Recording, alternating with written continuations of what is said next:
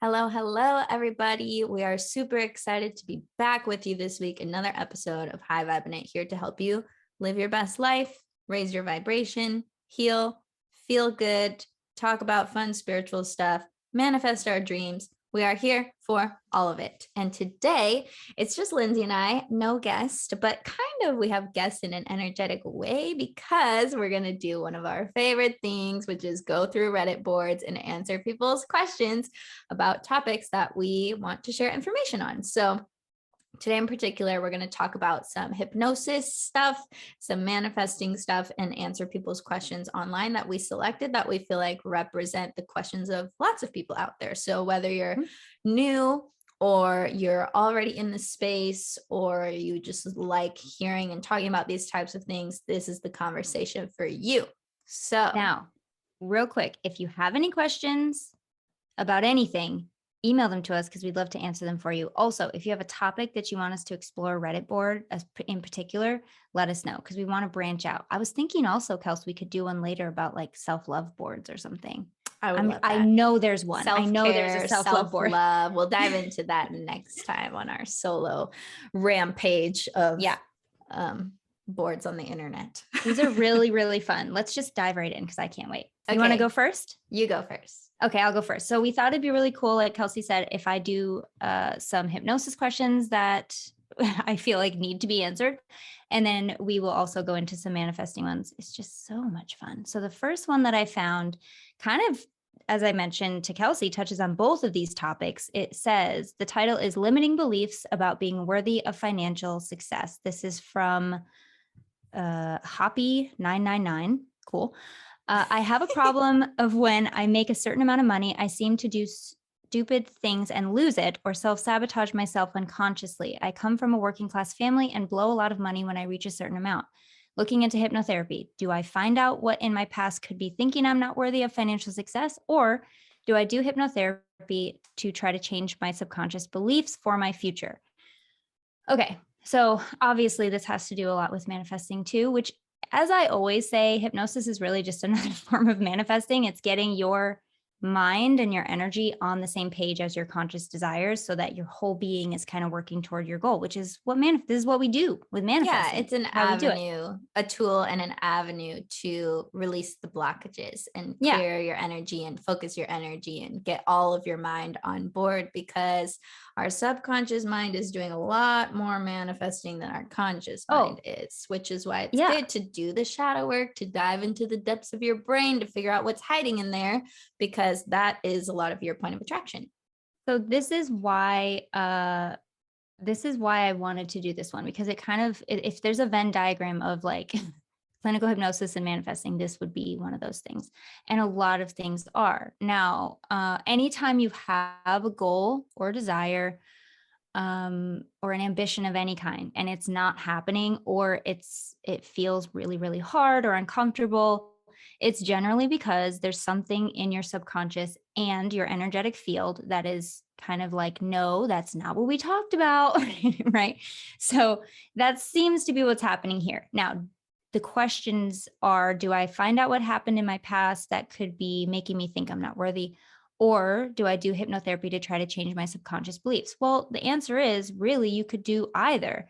I don't love going to the past unless absolutely necessary, because there tends to be a lot there it's kind of like Pandora's box. But with something like financial success, the chances of finding a can of worms is pretty minimal. And the chance that it is something from your past is gigantic. So things like money doesn't grow on trees. What do you think? I'm made of money?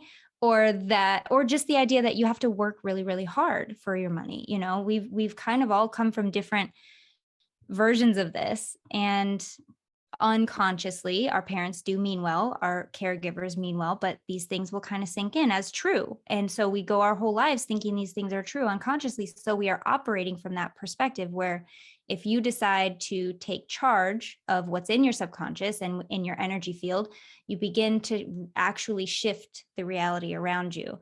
There was something else I was going to say, but I forgot. Does that make sense? Yes. You know, it makes sense. Does it make sense to you guys? And I was thinking, like, if this person was my client, I would let them know, like, you've already done half the work by realizing that this is your pattern and you do this every time.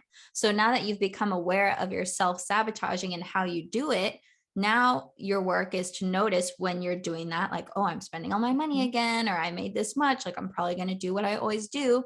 That's your moment to zoom out, take a higher perspective, and have a choice point. Am I going to repeat the pattern that I always do and just watch myself do that now that I'm aware of this? Or am I going to watch myself start to do it and then be like, actually, this time I choose differently and I'm going to save the money instead of splurging it? So, like, most of the work here, I feel like it's already been done. Like, you realize the pattern. Now you don't have to keep repeating it unless you want to, because you're aware. And what you're actually doing when you do choose differently is creating a new neural pathway in your mind. You're creating a new path of thought, whereas before the thought was probably unconscious. Oh, I have this amount of money. My subconscious, my body, my being knows to only have this amount. So I'm going to get rid of the extra so that I stay where I'm, comfortable and safe. Your subconscious loves you, but it doesn't really care about expanding you. That's conscious. That is your soul wanting to lead you. Your subconscious only wants you to stay alive and breathing, and anything that you've taught it to do that, it will do, and nothing more. So you have to kind of raise the bar, whether through hypnotherapy or through mindset work, or, as Kelsey said, deciding, if you notice yourself doing this, this is where everything starts. You notice yourself doing it. What am I going to do? Am I going to do the same thing, or am I going to create a new path so that my brain can learn that there can be another option? You may not even need to go to do a lot of this work if you can just start there. So yes, look at what's going on. Look at what could be regurgitation from the past, and by no wrongdoing of your own or even of your caregivers, because I believe everybody means well and everybody's just doing the best they can. But inevitably things are going to get in there that what do we say, that kind of overstay their welcome, or beliefs that have an expiration date that you just didn't clear out yet. But this is where it starts. Anything else you want to touch on with this one? No, I just love admiring the path of consciousness and awakening, and how it gives you the space to have choice. When you can observe yourself and observe your life and zoom out and have perspective and watch yourself do certain things, it gives you all the freedom and choice in the world, because you don't have to live from a subconscious place. You don't have to live from a habitual place. You get to live your life with intention. So I just love this whole conversation and the work that we do, because I know how powerful it is. Yeah. And one last thing with the subconscious before we dive into too many other questions, which it will come up again. You're already operating from subconscious all the time. Why wouldn't you want to be more intentional of what's in there? Of course we do. Also, you're already manifesting everything anyway. Why not be more intentional with what you're bringing into your reality? Like, this is something we already naturally do. All me and Kelsey are here to do is tell you, like, hey, you have options, you have a choice, and you have things out there. You don't have to settle, and you don't have to, I don't want to say be a victim because that's dramatic, but you don't have to be tied to your circumstances. Your circumstances can be whatever you want. And I know that's a really crazy thing to say from somebody, in my position, but it's true for everybody. I truly, truly believe that.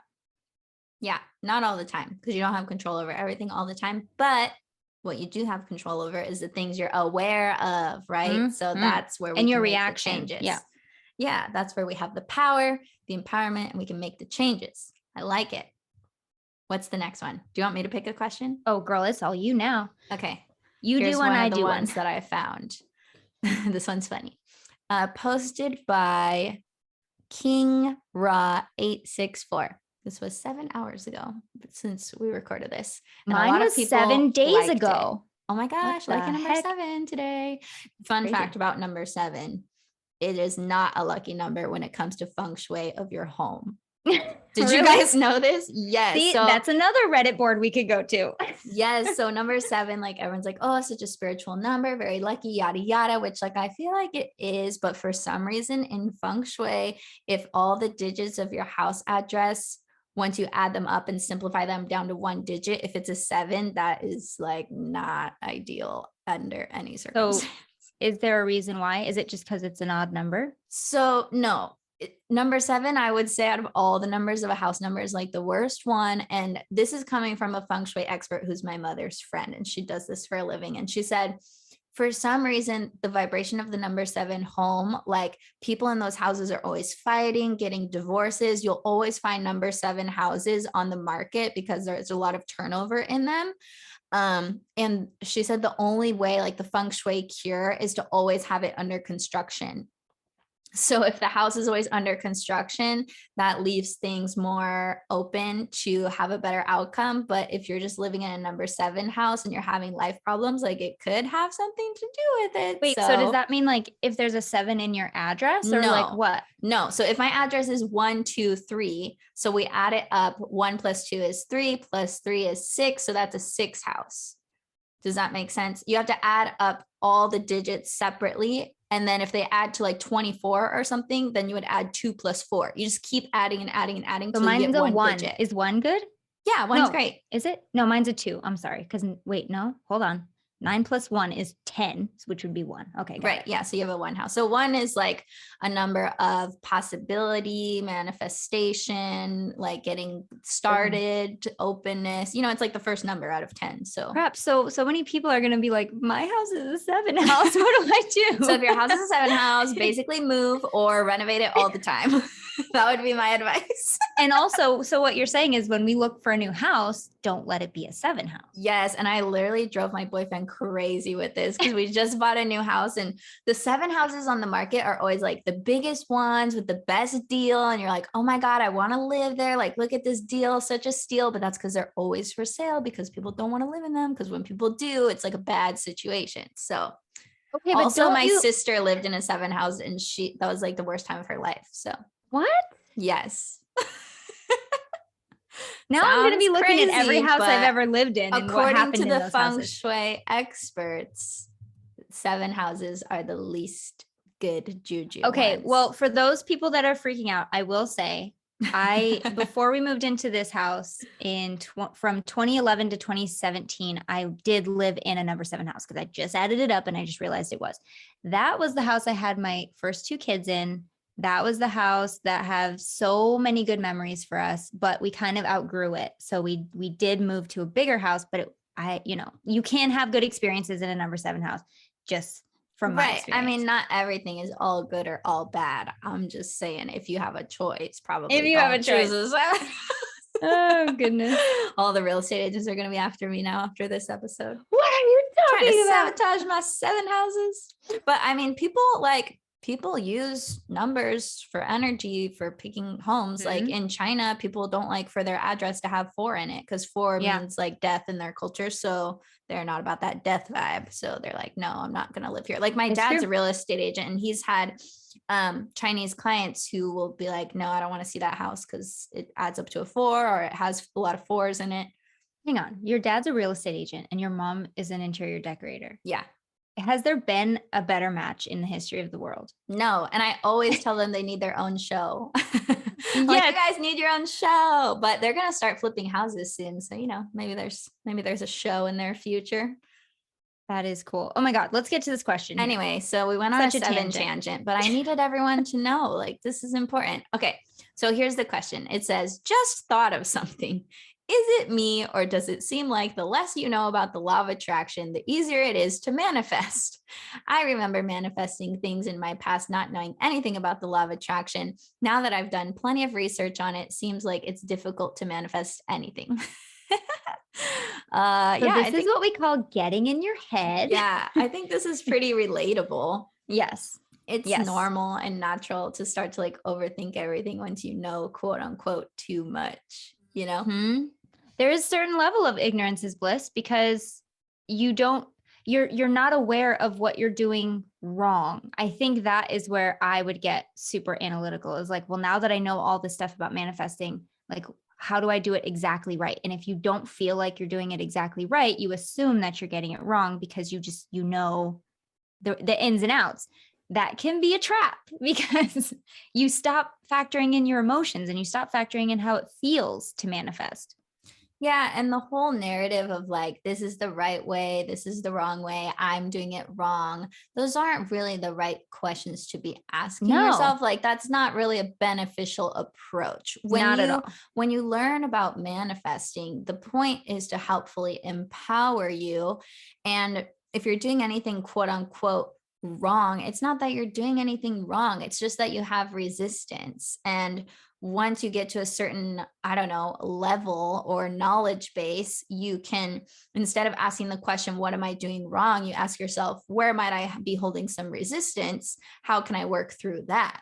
That type of a question is going to lead you to answers, to solutions, to clearing energy blockages. But just beating yourself up because you think you're doing it wrong is not helpful. And also, it's hard because there's so many TikToks and books and teachers and TED Talks and blah, blah, And blah. podcasts. Yeah, there's so much information that we get overwhelmed. And I'll tell you right now, it's not all quality information. Okay. Right. Some of these teenagers on TikToks who are like, you have to write your affirmation 5 times a day at 5 o'clock in your favorite color pen on this type of notebook. Otherwise, it's not going to happen. Like, that is not it. Okay. There's truth to why it could work, right? Affirmations are helpful. Repetition is helpful. Like, spending time being in the space of where you want to be energetically is helpful. But like, some people get so weird and specific about how you have to do it, otherwise it's not going to happen. And I'm just here to tell you, like, that's not it. Your manifesting practice is yours to create and enjoy and have fun with. And as long as you know a couple basic principles, you can be a badass creator. Like, we all are naturally. It's just learning how and when we get in the way of that process. That's what's helpful. This is the same thing we say. I feel like I'm like repeating and repeating, but it's important, is that not everything that somebody is doing is going to work for you. In fact, most things that other people do to make themselves successful or manifest or whatever is not going to work for you. The journey, part of the journey, is figuring out what does. And I think that maybe the question askers the person's obstacle is that they're learning and they're reading and they're taking in all this information about what manifestation is and what you should do and how you should do it, and they're not factoring in how they feel about these practices. Like, I wonder if this question asker were to, what's the word I'm looking for, this Reddit user, I don't know. There we go. If this user listed all the things they're doing and how they feel about these practices, they might be shocked at how they actually feel about doing these. I don't like journaling. I know it's good for people. I know that they like to do it. It's not something that I like to do all the time. However, if I wake up one day and I'm in the mood to journal, guess what? I'm not going to say, oh, well, you're not supposed to like it because you didn't like it yesterday. No. It's malleable and it can work for me. And so I would highly encourage this person to examine the different techniques they're using, which ones they like best, and maybe focus on those. And I think people get so focused on the law of attraction that they lose focus of the real name of the game, which is just alignment. And yeah, when you're in alignment, manifestation is effortless and easy. Manifesting techniques and practices are there for fun. You know, so you can get witchy, so you can have a ritual, so you can be creative, so you can play in the space energetically. That's not the end all be all of your journey, you know? Yeah. The how-to gets you too much in, and I'm a victim of this. It gets you too much in the masculine energy of like, I need to do this, I need to do this, I need to do that. That worked for them. This worked for them. I must do this. And so, all I'm saying is sit back, observe what's going on, and maybe find where you can be more in alignment. And as Kelsey said, this is fun. Remember that it's fun. Anything that's not fun, don't do it. Do not do it if it's not fun. Don't let the spiritual people pressure you. Yeah. Spiritual peer pressure. It's funny because like my newest book, Letters to the Universe, it is a manifesting journal. So probably Lindsay won't think it's that much fun. But I love manifesting journals if there's a template. But if you give me a blank flow page, journaling. Yeah. Got it. Okay. But I want to tell you guys a funny story. So this guy commented, like some internet hater commented on one of the pictures of the book and was like, people don't need a book to manifest. And I didn't respond because I don't respond to the haters. But in my mind, I was like, well, you're right. Nobody needs this to manifest. We're all manifesting all the time. But this is a fun tool. This is a way to explore yourself. This is a way to clear blockages. This is a way to be in the space of as if it's already happening and like start to embody that via scripting and writing and visualizing and all the things. So, I mean, it's true. Like, you don't need any of these tools. You You are don't a need badass crystals. creator. You You don't don't need even need me and Lindsay. We are just here, and all of these tools are here to help and to Supplement. guide and to give clarity and to support, you know? What a loser. I'm sorry. That's I not mean, very I high wasn't gonna vibe of say me. it and be a hater back, but like, why would you go out of your way to like just rain on something? Like, that's so annoying when people literally have nothing. They have nothing better to do. Like, of course, maybe you don't need a book, but why are you hating on people that might like the book? Like, what's the point? Honestly, Kelsey, what's the point? I need to know. I think get him on the phone. I think people just go on ego trips and they think if I say this, I'm going to seem like I'm the smartest person in the room, or, you know, I'm going to feel superior or whatever. But he does have my letters to the universe, like, and he does have a valid point. I mean, you don't need it. Did you need, but it is fun. Did you need to say, like, did you need to say that? Apparently he did. To make your day so much better. Anyway, love, kindness, light to him. I hope he finds what he's looking for. Which is not my journal. Not your journal. It's not. Oh, Wouldn't it be funny though if he actually did have, he's like, I'm just going to buy it and not tell anyone. And then he has it like in a little corner of his room. That reminds me, my oldest brother hated on NSYNC my entire like teenage years, hated on them constantly. Anytime I would listen to them or mention them. And then one day I went to go look for a CD in his little CD book. And guess what I found? Surprise, surprise. He had an NSYNC CD. Yes, Jeff, I'm calling you out. You had on air, no strings attached, and it looked like it had been listened to. Anyway. Gotta love a good I love story. my bros. I love them. That's funny. Okay, so let's dive into the next question. What you got? Okay. So my next question is, let me find it. Okay, this one is a little bit, I don't know what the word is. I'm just going to read it and you can decide what the word is. The user is young_stoner_life247. Cool. Cool. Okay, off to a great start. Please help me. I'm begging you. I already want to like help him. I recently went through a terrible breakup. She left me for some other guy and it hurts so bad inside. I know I can't be hypnotized to forget her, which is true, but I heard of this cord cutting thing. How do I do this? I just want to forget her. Please help me. I'll do anything, please. Okay, so obviously this is a heavy question. This person is going through something. And I know that we both probably have a lot. You definitely have experience in this. Kelsey's just like, sadly, yes. So plain face. Here's what I will say about the forget. I've had so many people, including family members, reach out to me like, can you just say what you need to say? Tell me what I need to do to forget this person. And here's why. You should never try to forget a person or any kind of experience, because unless, let me just put a little footnote here, unless your mind actually represses it and you cannot remember it, right? If it naturally happens from trauma or something like that, right, then you should forget. But if you are actively trying to forget someone or something, here's why you shouldn't. Everything has value. Every experience you go through is part of your journey, and we are not supposed to understand why in our humanness, but your soul gets it, is all I have to say. Your soul knows what's going on. It knows that you are expanding and evolving and growing, and that this is such a painful moment, but it is just a moment. And everything that you get from this moment is so valuable to allow you to move forward and onward and upward. So no, you should never try to forget anyone. I know we've all been through it. It sucks and it hurts and it's terrible, but it's also beautiful, and you will see that eventually. Do you have anything you want to say? Because I do also want to talk about cord cutting as well.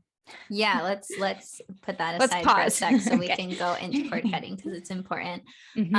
But I'm just thinking, like, if this person was my client and they came to me and they were like, yo, I need to forget this person, I'd probably ask them, like, how do you think you'll feel differently once you forget this person? And probably the reason why they want to forget is so they don't have pain anymore around the memory or the situation, or they're trying to disconnect from that. So obviously remembering, thinking about it is painful, and nobody wants to be in pain.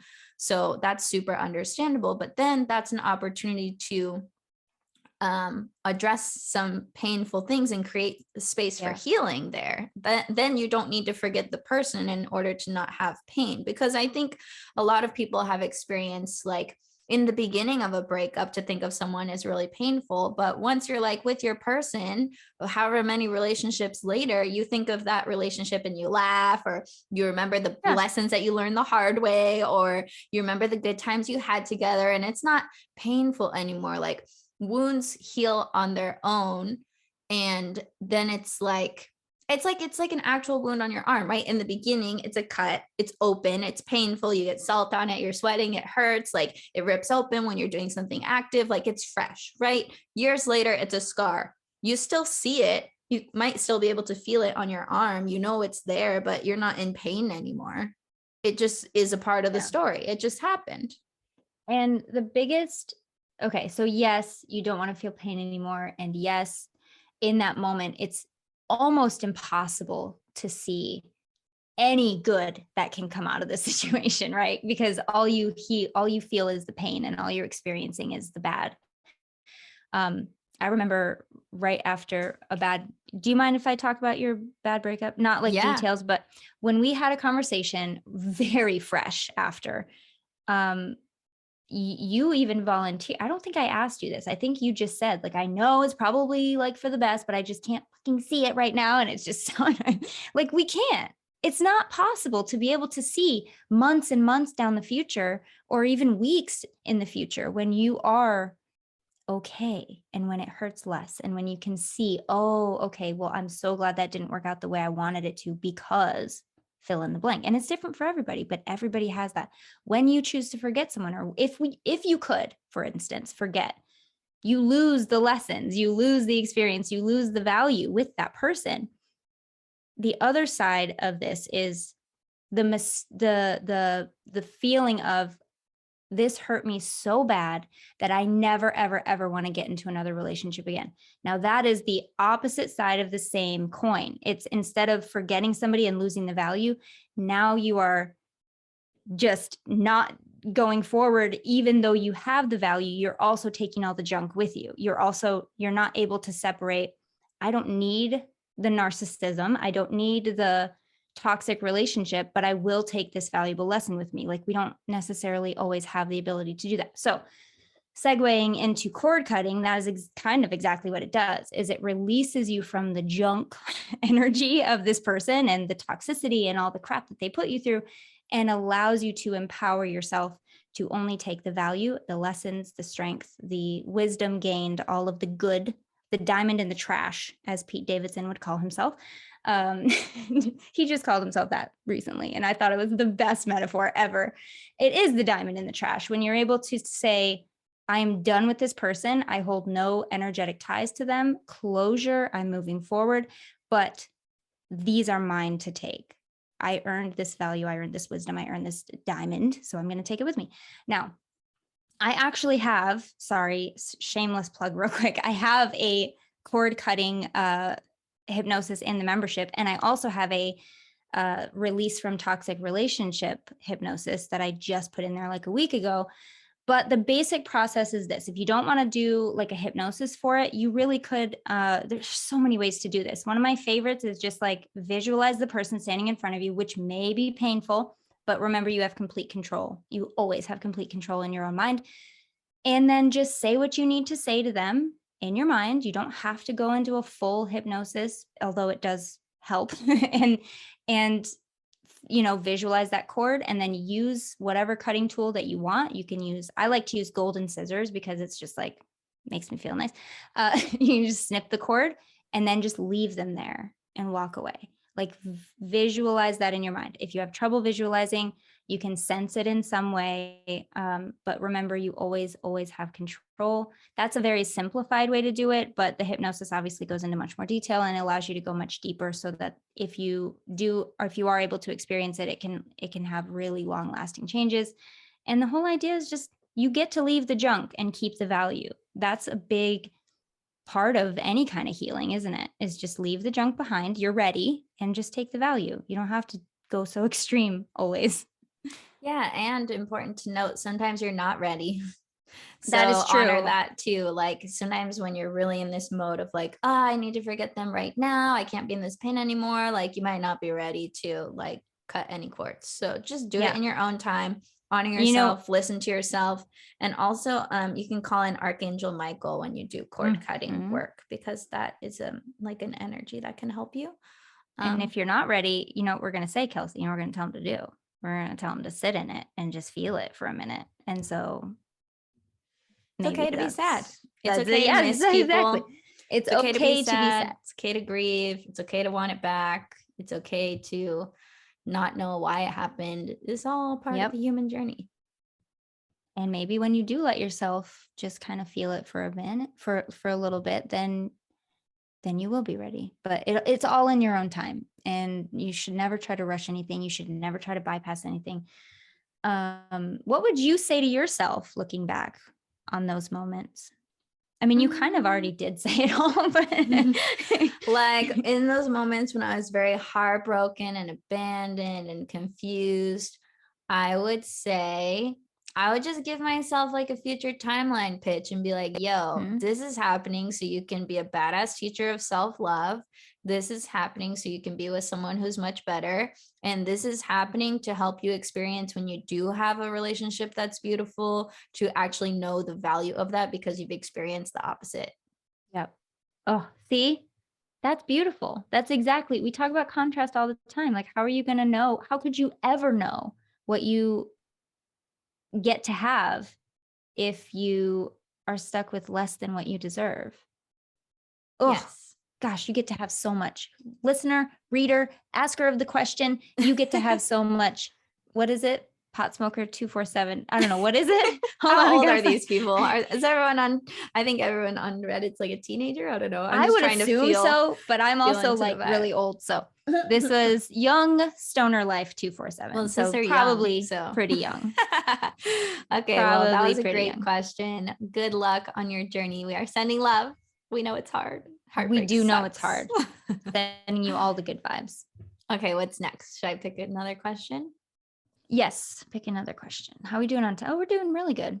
Okay, cool. This one says, posted by Traveler Angel 994. Okay, missed opportunity is the title.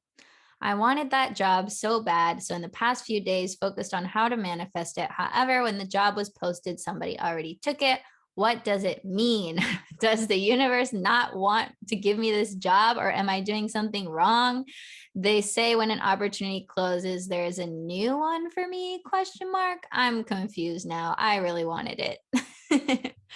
So relatable experience. I think anyone who's ever been disappointed and anyone who is very specific in how they were going to achieve the feelings that they want to achieve, if it doesn't happen the way you think it's going to happen, then you just make this detrimental conclusion of like, well, the universe doesn't want me to have it, or this means that I suck, or this means that I'm not a good manifester. But what if it doesn't mean anything? It happened, and probably it happened because there's a better opportunity that if you had been caught up in this opportunity, you wouldn't be open for the better opportunity.